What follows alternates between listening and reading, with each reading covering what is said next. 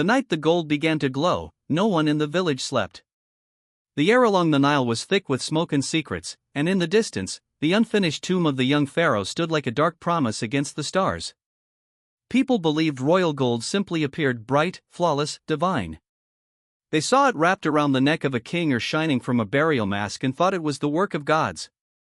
But I was there when it was still mud and stone. I saw the missing steps no one shows.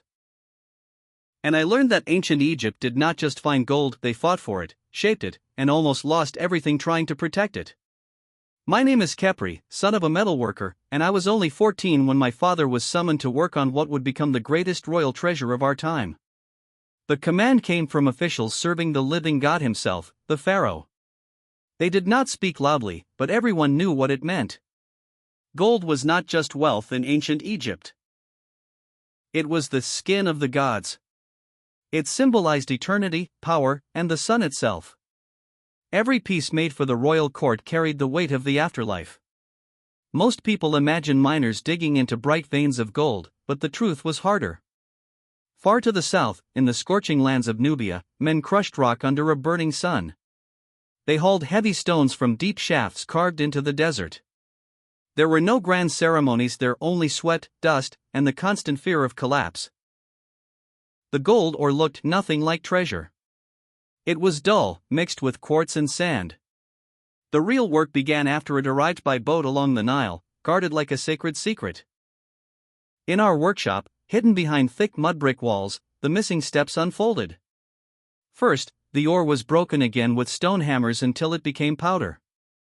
My father would say, "Gold hides inside the ordinary. You must free it." The powder was washed carefully so the heavier gold particles settled at the bottom. It was slow, patient work. No magic. Just skill.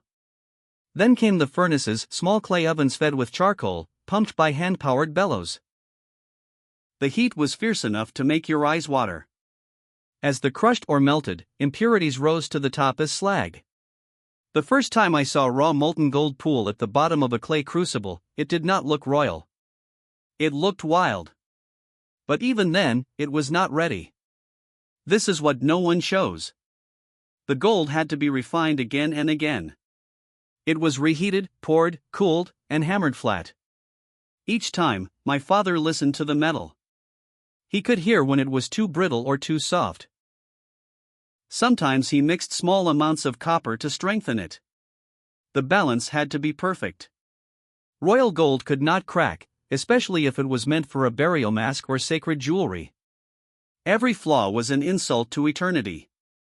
Weeks passed, and the gold slowly transformed into sheets so thin they trembled like leaves. I watched as master artisans shaped them into parts of a funerary mask. The eyes were inlaid with polished stone and glass. The surface was polished until it reflected torchlight like the rising sun over the Nile.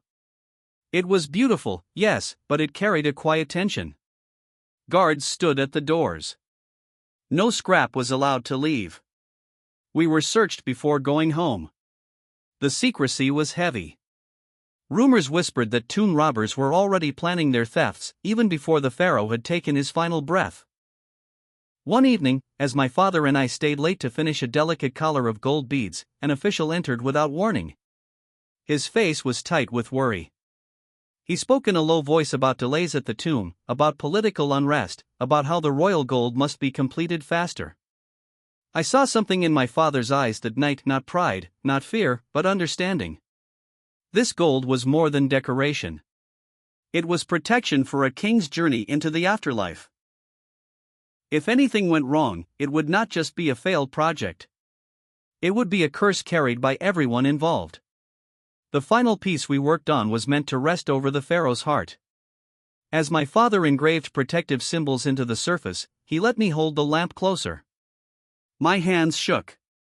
The gold caught the light and seemed almost alive. In that moment, I realized why people believed it was divine.